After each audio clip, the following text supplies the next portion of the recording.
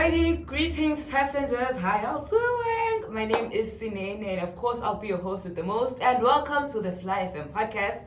Today, for the first time ever, I've got an academy with me in the studio. I'm talking about none other than the other, ROM House, all the way from Umhlanga. Please put your digital hands together and help me welcome to the studio, Russell and Sissy Paul. How are you guys? We're good. We're excited. Good. Okay. So we are here to talk about ROM House, which is based in Umhlanga, but more especially we're focusing on the choir, since Sisifo and Aiden are also going, well, not just them, not just the two of them, but the entire choir is going on a trip to New York, the city that never sleeps, right? So we're here to talk about all of that. In the meantime, please make sure you subscribe to the Fly FM podcast right here on YouTube, turn on your notifications, and also make sure you follow us on social media. It is FlyFM_ZA everywhere. Now let's get into it. I need you guys to please introduce yourselves and also mention your positions at the school. I mean, of course, you're just a student, but you can just put it in there to say, hey, I'm part of the hockey, I'm part of, just to make yourself look brighter. Okay, we can start with Mr. Russell. My name is Russell Scott and I am the Director of Music at ROM House Choir. I'm Sissy Ponjovu and I am a student in the rhythm choir, the dance ensemble, and the chamber choir. Look at you. We will be joined by Aiden a bit later in the podcast, so don't get shocked when you see Jiggy heavy, we've got a male figure. He's in the studio with us and he will be joining us shortly. Now, Mr. Scott, I'd like us to start with the choir. Let's have a general introduction of what is the ROM House Choir, when did it start, and what is your aim with the students who are in the choir? Are you trying to elevate their careers in music? Are you trying to teach them about music? Or is it like an introduction to instruments and how the entire industry in music works? What is the end goal for any student who joins the choir at ROM House? So our choir has been going since the school was established. Before it was even ROM House Umhlanga, it was Umhlanga College. It's now grown to around 90 students just in the high school phase alone. And it's open to all of our students who want to be part of something musical. We've got an incredibly vibrant, large music department.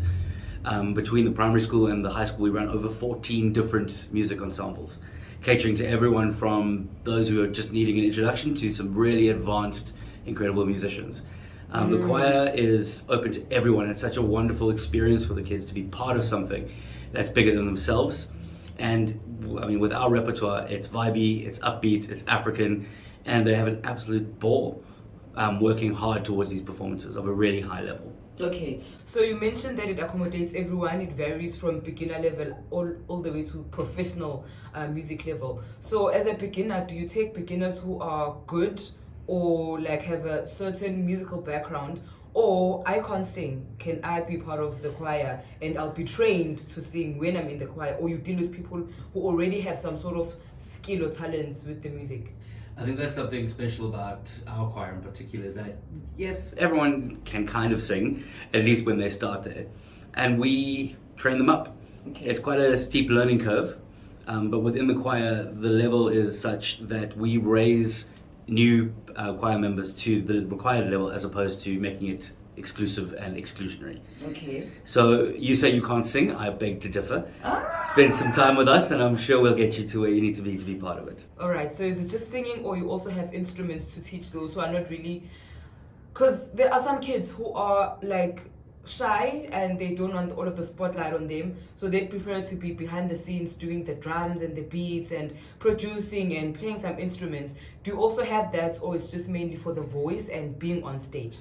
Well, within the music department, we've got orchestras, we've got marimba bands, rock bands. We're branching into more of the production side and the editing side.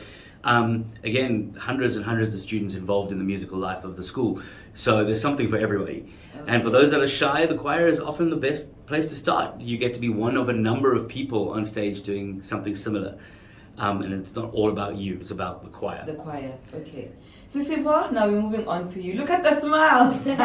Always camera ready. Yes, always. You look like a superstar. Thank you. So how has your experience been in the choir and when did you join the choir? Well, as Mr. Scott mentioned, the choir does start from the primary school.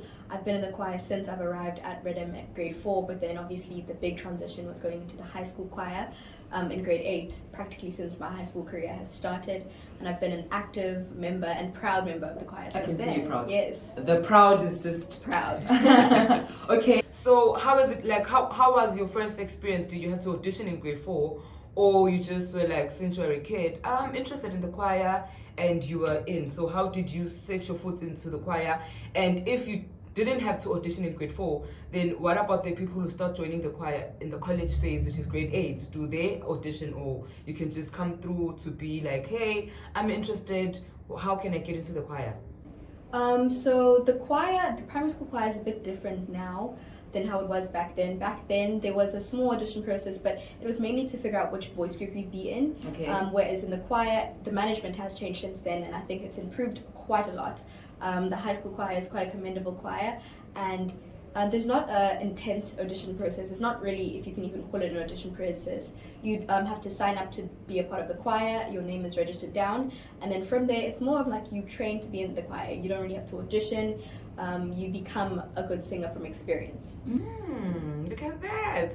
Okay, so how has it been like being part of the choir? How do you manage to balance your extramural activities, which is the choir, and maybe other things that you do? You also mentioned dance. How do you manage to sort of multitask all of that but still ensure that your grades are good? Because at the end of the day, the reason why you're at school is for you to pass and have a great academic career, but we do have to acknowledge that other things on the side are just as important. But how do you manage to balance things out? So I don't want to lie and say it's an easy thing to do. It's not. It takes a lot of determination, and you have to know what you are passionate about. You have to know that you are serious about what you are doing, because it's so easy to say that you need to focus on your academics and then lose your commitment to the choir. You have to be a very committed person. But how I do it is I kind of manage my academics with choir, as in like I feel like since there's so much rehearsals that you have to do for choir, it actually gives you more of an incentive to like study beforehand, get the work done beforehand, so you are better prepped for your tests, so that you get everything done for academics beforehand, and then you're ready to put your full commitment to the choir and your other, obviously, cultural commitments. You sound like motivational speakers when Take they notes, say children. Yeah. Exactly. So when they say failure to plan is planning to fail, and preparation is key, and that's amazing. That's awesome. Okay, so Mr. Scott, she touched base on how it's important for you to prepare in advance so that you can do both. From a teacher perspective, or from an adult perspective, from a parent's perspective, what would you say to parents who do not want their children to be a part of other activities at school besides the academic side? Because you do find parents who are like, no, just focus on your grades, focus on your studies, anything else that you want to do, it will follow. But I know of cases where in varsity you'd find people who are failing their grades. They're good, they're clever, they're smart, but when they go to psychologists or therapists, they'd be told the reason why you're failing is because you're just focused on your grades and you have nothing going on for you on the side. Please take us through the science of that. How is it possible that you can be so focused on school and it's the only thing you're doing, but you still fail because you're told you need to be doing other things on the side, but the other things could be a distraction? So how do we really strike a balance, a proper balance in that from the perspective of an elder? That's a great question, and it's something I'm glad you touched on. It's one of our core values, is the extramural part of school. Schooling is not purely academics. Whilst that's always going to be the crux and the most important part, a holistic education is vital to a well-rounded and well-rounded student who can contribute in multiple areas. Yes. If we're just doing academics, there's so much that is missed out on. Not just on a social aspect, but on an EQ aspect, on a world knowledge and street smarts level, just for lack of a better term. It's no coincidence that our top academics are always those who are also involved thoroughly in all parts of school life. life. Number one in the sports, number one in swimming, number one in our school. Our top 3 academics in almost every grade are musicians, actually. And we now know through neuroscientific study the benefits of music in any form on IQ, on brain development, etc., particularly from a young age. I can preach for a long time about the benefits of that. But further to that, healthy body, healthy mind. Okay. Sport, cultural, all in balance with equal precedence on all of the above, it makes for a more interesting person as well. Oh, okay. And part of our ethos is to create well-rounded and holistic students. Okay. And they are incredibly busy all the time, being involved in a multitude of activities. And it's something we pride ourselves in. If you'll indulge me, a lot of schools will say have students who are involved in culture or students who are involved in sport or other things. We've broken that stereotype with our top sportsmen and women being part of the choir, being part of marimba bands and the orchestra. They really can get the best of all worlds at Redham House Umhlanga, being part of all of those activities and getting the best out of their school experience. So music lovers around Durban know now where they need to be to enhance. That's the goal. We're very proud of what our students accomplish musically. Alrighty, Sisipho, do you think being in the choir specifically has helped you in other interpersonal character traits? Like, do you think if you were not in the choir, you would be as bubbly, as social? Because I can tell you can blend in well with other people, even though you don't know the people. But do you think that's something you were born with? Or maybe it's something you learned through being a part of groups like choir, dance group, other sporting activities, because there you learn how to network and to talk to people and to come out of your shell, even if you are shy. So do you think the choir in any way had a way or had an impact in how you now socialize with other people? To say that the choir has had a bit of an impact in my life would be an understatement, because being part of the choir has practically been who I am for so long. It's part of your life. And it's a character build-up, and a lot of my friends I've made through the choir. So many of my friends are from my cultural part of my life. I can't say how blessed I am to be a cultural student. I think it's very underrated to be a cultural student, because there's a bond there that you can't really get anywhere else, and the community is so strong, so friendly, and we're all so like-minded. It's impossible to not be friends with the people and enjoy the environment you're around. And although it can be draining a bit to put your all into something, but the people that I've met and made friends with along the way have really helped in staying committed, staying grounded in this field that I'm in. Alrighty, there you have it. If you just tuned in, then you are listening to, or watching rather, the Fly FM podcast. And speaking of flying, they are about to fly all the way to New York, the city that never sleeps. Can we actually talk about that? Are your passports ready? Passports are ready. Okay. Booked. Visas are being processed. You guys are catching flights and others are catching feelings. It depends on who you are. Okay, so Mr. Scott, please tell us about that big move to New York. How did you land that gig? Is it the first time the choir is traveling abroad? How did it actually get to that part? I think I'd like to assume that before you get to that level, you need to start locally, and you've been a part of other musical concerts or other competitions around Durban, around KZN in general. How did you arrive at getting the opportunity to take your students abroad to perform at big venues like the Cathedral in New York? What's the other venue? Carnegie Hall. Yeah, how did you get at that level where you can literally pack your bags, your students, your instruments, and you guys are just flying to do what you love and spread excellent music all across the world? We've been very proud of the standard the choir's got to, and we've performed around KZN, both in collaboration and with other schools and on our own. And I was actually contacted by a friend of mine in New York who presented an opportunity to us.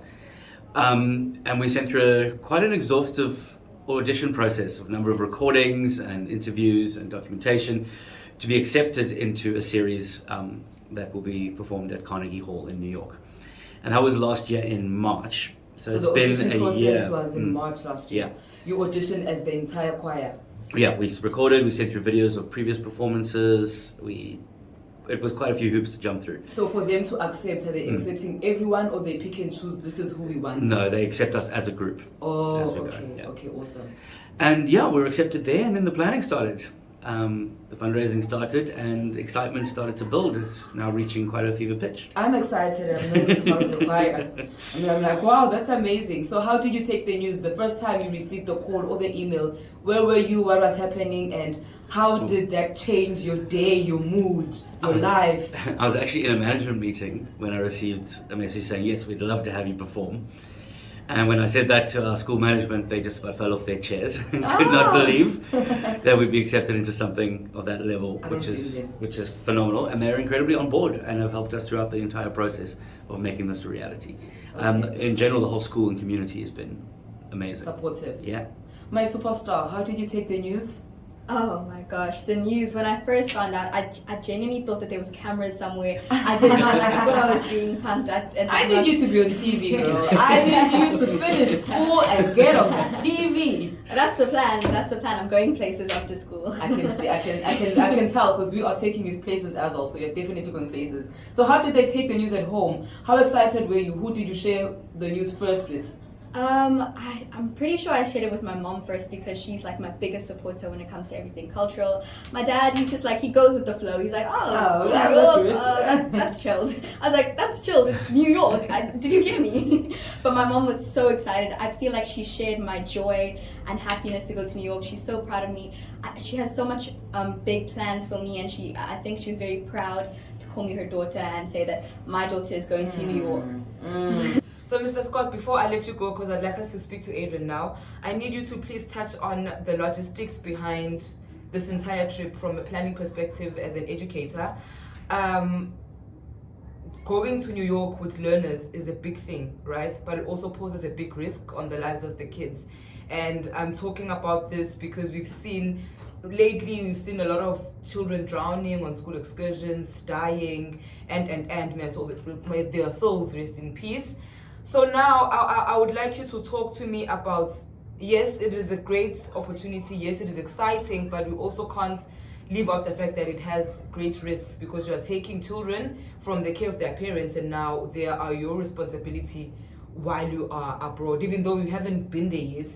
Not every child has a passport. How did you manage to sort out those logistics for everyone? Visas, I know it's draining to go and apply for a visa. Embassies are annoying and you have to do that for everyone so that no one is left behind.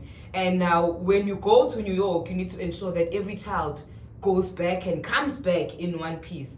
For you, how has that entire journey been? I understand that you haven't been there yet, so some things you can't really speak on because you haven't experienced. But so far, how has the planning been for you from the perspective of an educator? Well, we're incredibly lucky to have a great planning and steering committee on board who's been behind the tour the whole time. They've alleviated a lot of the stress on the planning phase. The parents of the tour choir have been incredible. All of our passports are in.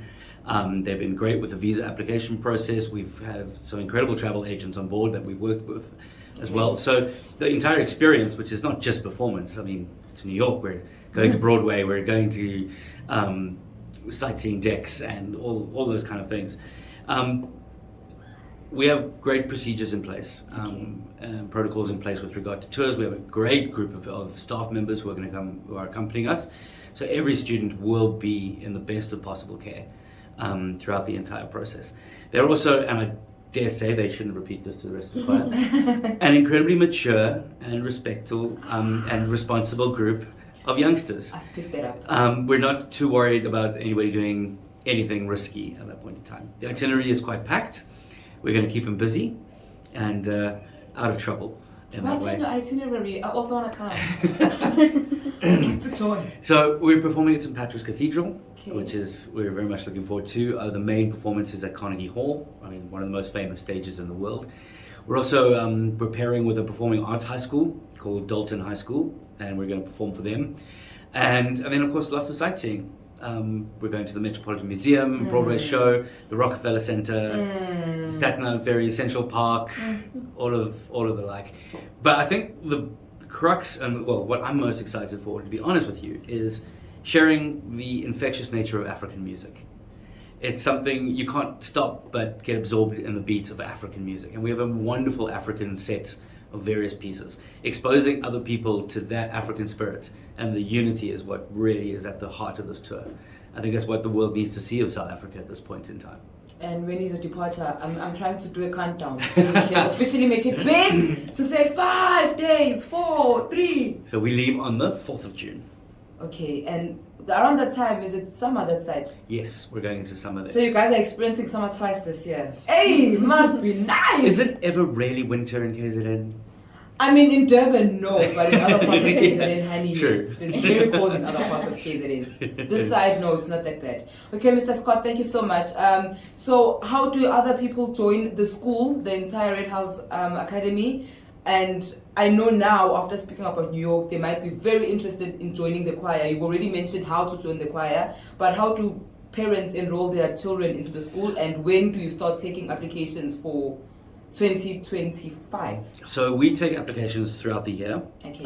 It depends on space available in certain grades, obviously. But just search us on Google, Redham House. There's a number of Redham House schools in South Africa. Look for Redham House Umhlanga, and everything online is self-explanatory. How to get in touch with us, how to go through the application process. And of course, follow us on socials. We're on all of them. I can't believe we're actually at a point where even schools now have social media. Good. Even at this point, even police stations are going to be on TikTok doing challenges. Well, we're on TikTok. Go check us out. We've got some really cool stuff there. Are you guys doing challenges and stuff? You can call them that. You can call them that, yeah. Alrighty, thank you so much, Mr. Scott. Absolute pleasure. Thanks for having me. If you are still watching the Fly FM podcast, shout out to you and thank you so much for all of the support. Please don't forget to subscribe to this awesome channel on YouTube and also follow us on social media. While you follow Fly FM, do not forget to follow Redham House on socials. They are there doing things. They're doing the most on TikTok. Now, I've got a special guest. I did tell you about Adrian earlier. He will be introducing himself and we'll continue with the students only now. I want to get a perspective from the youngsters that are young at heart, because we are taking the youth places and the youth is going to New York. Hello Adrian, how you doing? I'm good, and you? I'm alright. Can you please just give a brief introduction of who you are and what you do at the school besides the choir? I mean, include the choir and other extramural activities you might be a part of. Well, my name's Eddie MacArthur. I'm in the choir, chamber choir, the dance ensemble, marimba band, and the college band. Look at how busy the profile is. So it's Adam or Adrian? Aiden. How I've been butchering your name. Confusing me. I'm so sorry about that. Aiden. It's okay, yeah. Okay, I see you've got your stripes. Yes, it's colors. Colors. Mm. Shame, I'm sorry, I didn't go to a school where we wore colors, so I'm just like, ish, my parents didn't do justice there. Anyways, how does your journey in music begin? When did you realize you have a love for music? And in the choir, what is your role? Well, my family's very musical. My grandpa being the biggest musician in our family. He kind of implemented a love for music for me from a very young age. I went to a school that specialized in music, the Drakensberg Boys Choir. Mm-hmm. And that kind of really activated my passion for music. And joining Redham, that just carried on because Redham's choir is beyond amazing. And from there, it's been a fun journey. Yeah. Okay, so how old were you when, I mean, you did say your entire family is into music, but when you first started at the Drakensberg choir, how old were you? I was 11. And how old are you now, if you don't mind me asking? I'm 18. That's amazing. So how are you guys finding the bond between your fellow musicians in the choir? Like, do you think people are getting along well? Is it the music that pulls them closer together? Because I know with people, this is a very bad example to make with school children, but it's the quickest one I can think of. I'm so sorry. I'm so sorry, Mr. Scott. I know with people who drink alcohol, it like brings them together, right? So even if you're shy, even if you are not a social butterfly, even if you've got your weird sense of humor or your social anxiety, as soon as people are drinking, they all come together and they're all of a sudden bubbly and friendly, and it's just jolly and it's a vibe. Is it the same with music in the choir? Do you feel like people are brought together by music, or you just think your personalities outside of the music are just too good, you don't need the music to combine all of you together? Well, I think music is a universal language. It's a manifestation of feelings when there are no words. So when people get together and sing music, there's just a vibe in the air that connects everyone. But I think it's also partly that we're all interested in the same thing. We all love music and we are passionate about it. So it kind of like interlinks all of us, and we're able to connect on much deeper levels than most, because we share a passion for Music. For the yeah. music. Now, how excited are you guys about New York? How's the preparations coming along? Now I'm asking about the preparations from your perspective as the people who are in the choir, who have to prepare, who have to rehearse, who have to be busy. At the same time, you can't drop the ball at school, still have to keep your A+ gang going through. But also the pressure is getting worse at this side in music because I know the closer you get to the dates, the more hectic it starts becoming, even with the rehearsal. Now, the closer you also get, I think it's a natural thing that human beings, when you are closer to D-Day, when the pressure is really worse, people sometimes are moody and jittery and scared and nervous, so they might take out their stress on you because all of us want to be perfect, all want to do this and nail it, but now the pressure is just too hectic. How are you finding all of that stress with the preps in terms of the music and the fact that you guys are going to be performing abroad? Well, I think, stress isn't necessarily, it's kind of like a state of mind. It's a choice. It's whether you choose how to take the stress, whether you choose if you're going to be grumpy about it and upset about it all day, or you decide to come to school and be like, well, I've chosen this. It's my commitment, and at the end of the day, I'm passionate about what I do. I love what I do, so why should I be upset about it? No matter how much stress I have, I can take it because I am resilient and I'm strong. So that's how I deal with my day-to-day stuff. And also I do have a firm foundation. I'm a firm believer in Christ, and I think he really does help and aid to a lot of how I'm able to stay so strong through everything. But at the end of the day, it's also just your community that helps you through everything. And we are a strong community. I think it's a different kind of stress. It's not really like anxious about like messing up. It's more about excitement and the nervousness that comes with excitement. And I think because we're all sharing this nervousness, it's moved away from that, and we're kind of all just happy to be together, rehearsing to go places. And in terms of balancing, I think we're all kind of like used to it. We're always busy, so we've kind of like gotten in the flow of busyness, and so I don't think we're necessarily stressed about like the school and stuff. I mean, obviously we are, but I don't think rehearsing for the tour is adding onto that stress. Oh, okay. It's more of like an escape. It's like a distressing. Yes, we get there and it's like we're not stressed anymore because we're happy to be around our friends and to be rehearsing for New York. So okay, this sounds like a healthy environment. I have someone I know who is part of a choir. I think it's not really a church as in her church only, but it's a choir that mixes different churches and they come together. I've been to a rehearsal once with her, and I didn't understand why before the actual rehearsal starts, they do physical body warm-up. I understand the voice parts, but I just don't understand why you guys doing push-ups and you are here to sing and you are not. It's not a gym competition for fitness bunnies, right? So I think she did explain to me, but it just didn't make sense in my head in the way she explained it. So are you guys also doing those physical warm-ups? And if yes, then how does that tie in to the voice? Why do you need to physically prepare your body for you to open your mouth and sing? I think people underestimate how fit musicians have to be. They think it's just like just the voice, but it's you use your whole body. The voice is a muscle, and you have to exercise it. You have to warm it up, but the physical movements, especially for us, is we do a lot of big dancing in our African music. So we have to warm our bodies up so we don't. So you can keep up with the performance. So we can keep up with the performance. But in terms of singing, it's other muscles are used. Like breathing is a huge thing, and if your muscles are tight and stuff, your posture won't be right. It's a full body experience, music. It's not just the voice. So you can also be able to finish a note without losing your breath in the middle of and then also breathing techniques, everything. Yeah. We learn every day. It's also like the same like with instruments. Like everyone knows that you have to take care of your instruments, make sure you can play them correctly. Our bodies are our instruments. We use them to sing. So it's kind of like taking care of our instruments, which is our bodies as well.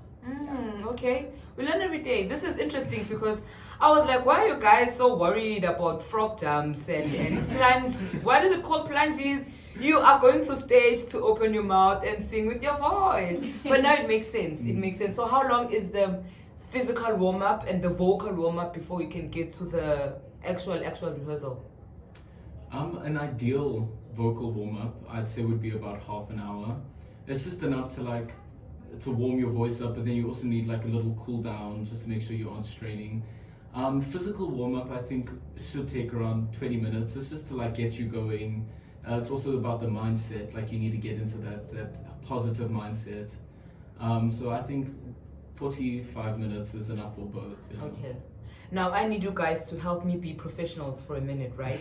So not everyone is fortunate to be part of a choir, whether it's school or a church or whatever the case may be. We come from different backgrounds with different parents. Some are strict, some don't see the need for music, some think it's just a waste of time, money, energy. Now please talk to someone who's your age, who's into music as much as you are, loves arts in all of its forms, right? But they do not have the privilege of being part of music in a professional level as you guys.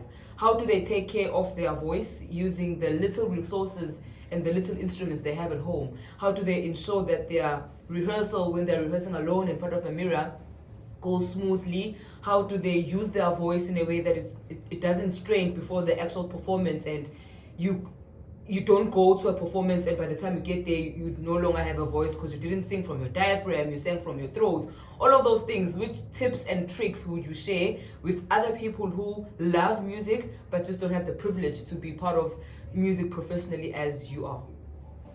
Well, depending on the resources you have at home, most people do have a smartphone at home.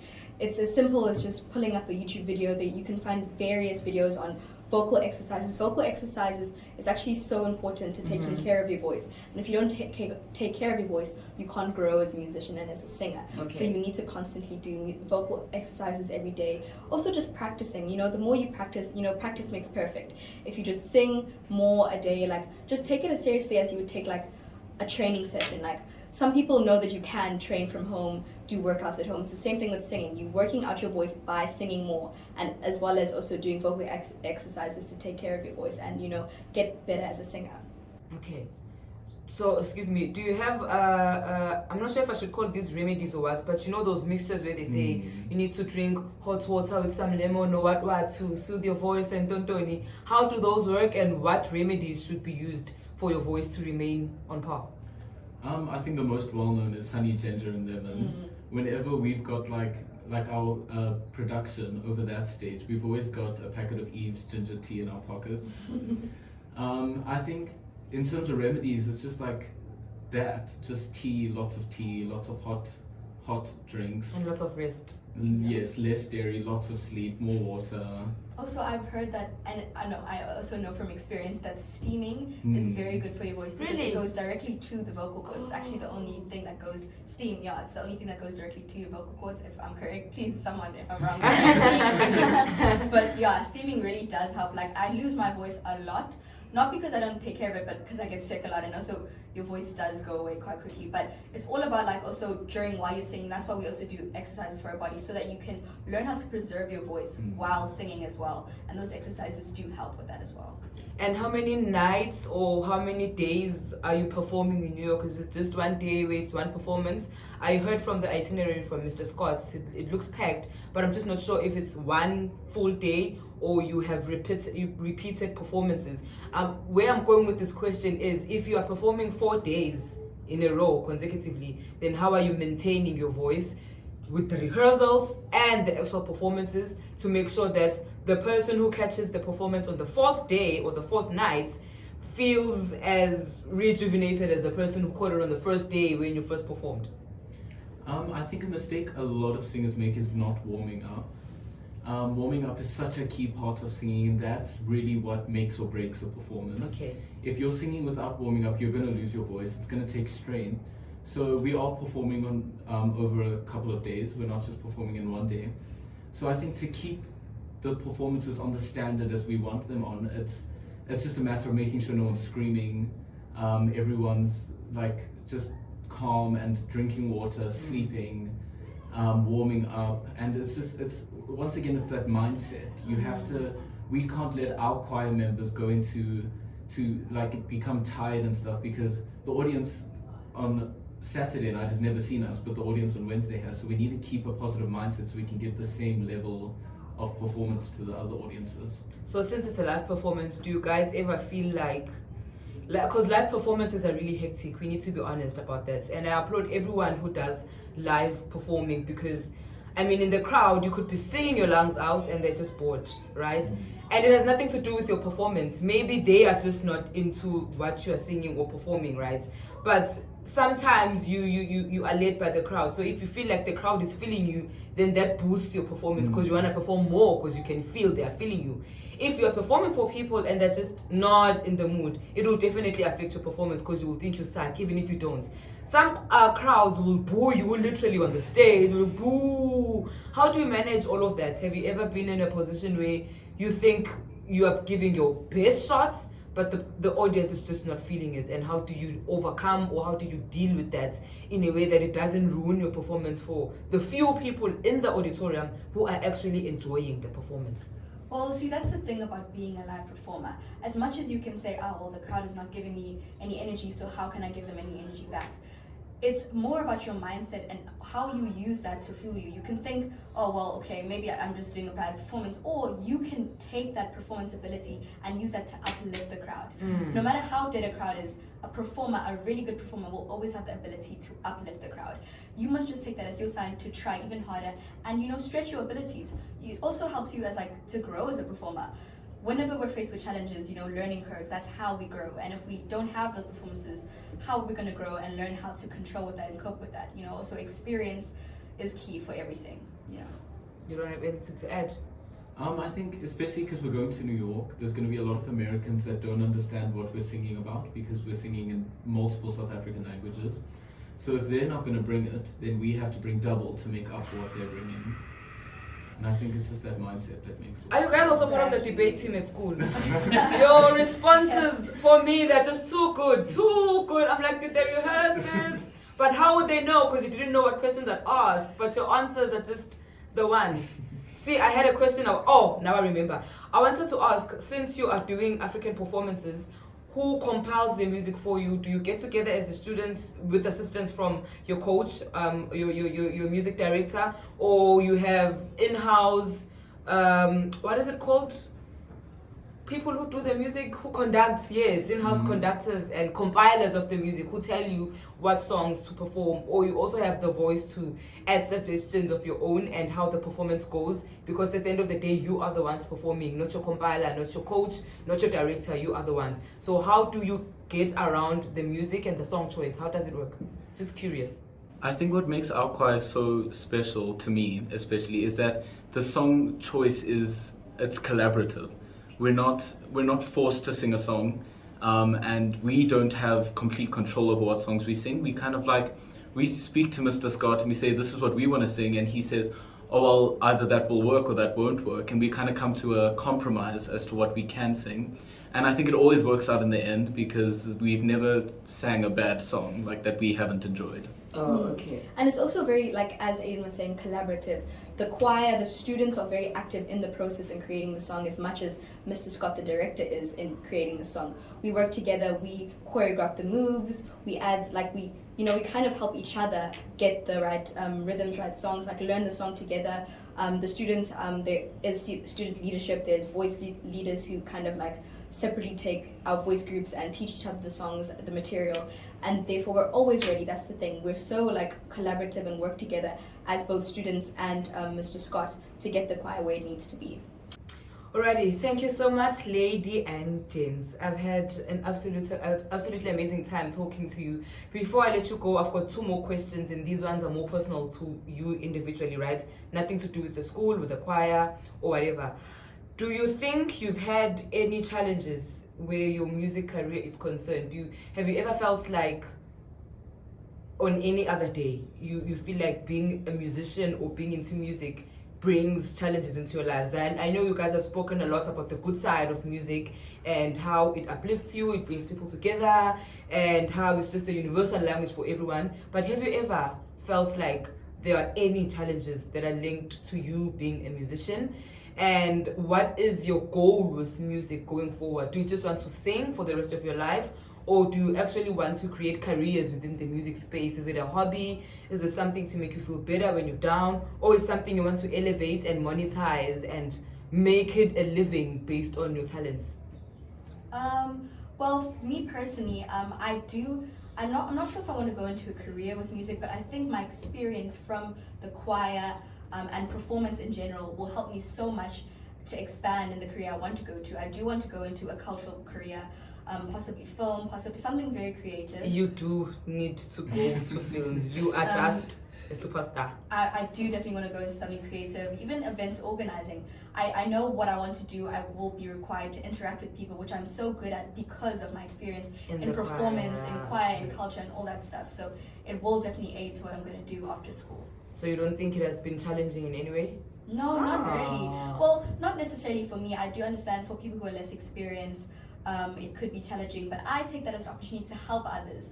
I love to help others get better, and I also, in the process, help myself get better. So I always strive to become better at my craft, and so challenging isn't the word I would use, but it does really take me to a position where I can grow as a person. So yeah. I think a big challenge being like a musician in school, especially at most schools, there's the stereotype linked to men and music. Yeah. And something nice about Rhythm is that we've completely broken that stereotype. Our choir is equally split between male and female. And it's so nice to see like those big sports rugby men like joining us on stage. To be vulnerable together. Exactly. We were all crying here. No one is passing the ball. We are just passing tears and a great time. Yeah. Okay. I just think it's beautiful to see that challenges that most schools experience don't happen in our choir. And I think that's really what's made the safe space with us. And in terms of career, I think I want to go into psychology, but musical psychology. What is musical psychology? I don't know exactly know how to explain it. It's kind of difficult, but it's like the use of lyrics and sounds and music to aid people with like mental illnesses and stuff. And I think it's really interesting. And in order to do that, I'd have to get my Bachelor of Arts, which opens more. So you've done the research, you know. Yes, which opens more doors to other musical careers, because music is definitely my passion, and I want to spend my life. What you're saying reminds me of someone I was listening to on the radio. She said she was at a very depressing time of her life until she heard the Uboma Bumanga song by Umsaki, and her entire perspective changed just because of that song. She had courage, or she wanted to dust herself up and continue with life, and she left the depression behind. I mean, obviously it was difficult. It wasn't as easy as I'm making it sound, but I kind of get where you're going with that. Okay, guys. I think it would be fair for my viewers and I, since you guys are musicians, to request that you guys, show us what you've got. But I know it would be unfair on your part because I didn't tell you, so you didn't prep. But would I be pushing it if I ask for you guys to just, whether it's a solo or a duet performance, like just 2 lines, just to show what you've got at the Rhythm House Choir. Like just to, so that even those who are watching would want to join the choir because it sounds so amazing, and now they want to be like you. What's your skoro solo? Okay. So this is just a little solo that I sing in the choir. I'm not on Aiden's level, who has whole songs. So he has his own level. He writes songs. Everything. So you couldn't mention that you're a compiler. He can sing a whole song for you on the spot right now. We are if he wants to to. Just now. So it's okay. So. Ikoloyena, aina mavi ikoloyena, iskorosko ikoloyena, aina mavi ikoloyena, iskorosko. So that means the car doesn't have wheels; it's a skorogoro. Yes. I'm so brilliant. Your turn. I don't know what. Just sing a song, a whole song for us right now. On the Any spot. of the songs you've compiled. Come on now. The ones that I've made. Doesn't matter, yeah. We would love to hear the ones you made. Ooh. Like a heavy blanket, silence in my screams, dull in my senses, tore apart at the seam.